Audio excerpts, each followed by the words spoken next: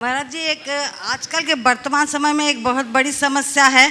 सभी जानते हैं कि मतलब आजकल बड़ों का स्नेह और वात्सल्य बच्चों पे कम होता जा रहा है। बच्चों की करुणा और दया और श्रद्धा बड़ों के प्रति कम होती जा रही है। दोनों के इतनी भी घाई बढ़ती जा रही है, उसका समाधान कैसे हो? आज से कुछ दिन पहले मैंने इस पर प्रकाश डाला। इसकी मूल जो इसकी वजह है वह बदली हुई जीवन शैली। आप हम लोग जिस पीढ़ी में जिए हैं वहाँ परस्परता और सहजीवन की वृत्ति थी। सब साथ रहते थे, एक कमरे में 10-10 लोग सो जाते थे, घर में एक टॉयलेट में ही सबका काम हो जाता था। वो दिन था। तो आपस में परस्परता, प्रेम, बंधुता, आत्मीयता और स्नेह की प्रगाढ़ता स्वाभाविक रूप से हो जाती थी। वो समय था जब किसी को खांसी आए तो बाजू वाला उसकी पीठ सहलाता था। अब वो सब चीज़ें हट गई। अब सब लोग आत्म केंद्रित से होने लगे।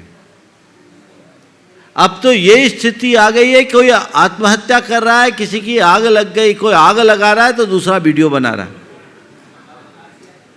कैसी विडंबना है। सोच बहुत तेजी से बदल रही है। जब तक हम साथ रहना नहीं सीखेंगे तो सहजीवन की भावना जागेगी कैसे?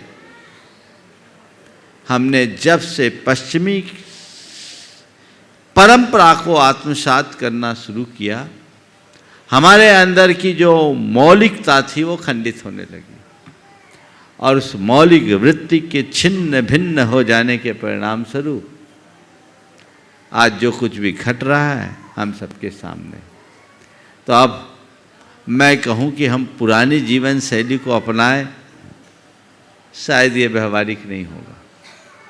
लेकिन वर्तमान में एक बदलाव ला करके हम बड़ा परिवर्तन कर सकते हैं। वो ये है कि परिवार के लोग चाहे कितने भी व्यस्त हों, दूर हों, एक वक्त का भोजन एक साथ खाने करने की शुरुआत करें। सप्ताह में एक दिन पूरे परिवार के साथ मंदिर जाने का अभ्यास करें। आज हमें सबको एक दिन साथ में मंदिर जाना है। रोज एक वक्त का भोजन साथ ही करना है और हमें भले स्वाध्याय हो या और कोई निमित्त बनाकर आधा घंटा ही सही एक दूसरे से बात करना। जब तक संवाद नहीं जुड़ेगा, स्नेह नहीं बढ़ेगा, सौहार्द कैसे आएगा?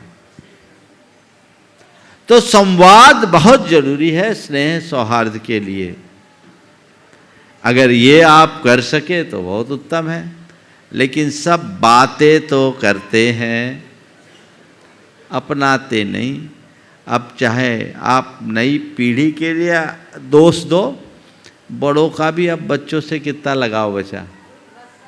अब सब तो सोशल मीडिया में उलझ के रह गए, या नहीं है तो किटी पार्टियों में चले गए। समय कहाँ, सोच जो पूरी तरह से पश्चिमी हो गई, उसने हमें अंदर से बेहद कमजोर बना दिया है।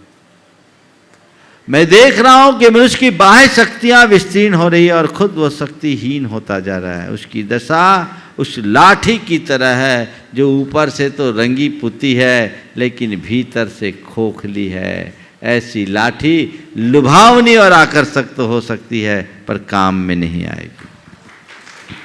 जीवन के इस सत्य को समझने की जरूरत है और जब हम इसे समझेंगे तभी उस अनुभूति का रस ले सकेंगे जिसके कि हम हकदार हैं।